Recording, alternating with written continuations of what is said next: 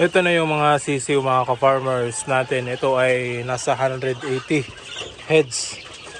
Ito yung first batch at saka ito yun naman yung second batch. So ito yung first batch, malalaki na.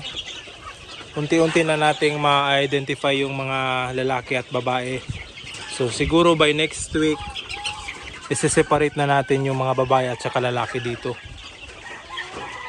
Kasi ididibik din natin ito mga ka-farmers dahil meron na nag-umpisang magtukaan. Kaya kailangan nating idibik o yung tanggalan ng ano sa tuka, yung talim sa tuka. Kasi meron akong napapansin na meron ng nagtutukaan. So baka lumala.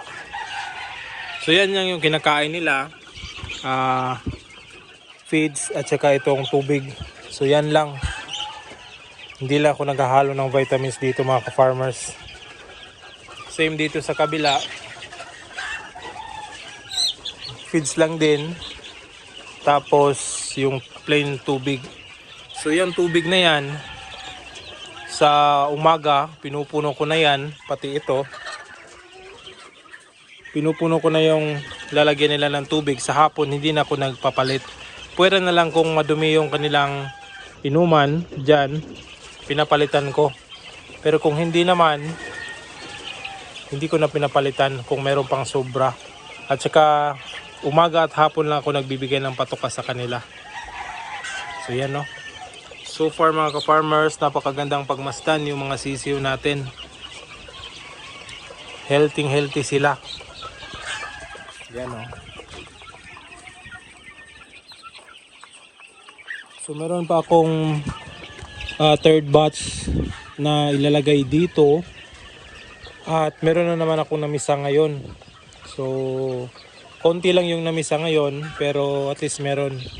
So yun mga ka-farmers, meron pa tayong namisa doon ngayong araw na ito. Pero mostly, konti lang yung heritage doon. Ang madami doon is yung white leghorn natin. So hopefully, maparami din natin yung mga white leghorn natin. So far ito, ayos ito mga ka-farmers. Pero ang gastos sa patukan nitong edad na ito. So yung pinapakain ko sa kanila ay uubos sila ng 5 kilo kada araw sa siguro nasa mga 200 plus heads ng mga sisiw. So dito ay uubos ito ng siguro 2.5 or mga 3 kilo yung nandito mga ka-farmers. At meron pa ako dun sa brooder. So medyo magastos talaga. So kailangan nating magsipag para may pambili tayo ng patuka dito sa mga manok natin, sa mga sisiw. So hopefully makabawi din tayo na sa balang araw sa pagpapalaki ng mga sisiw na ito. Alright.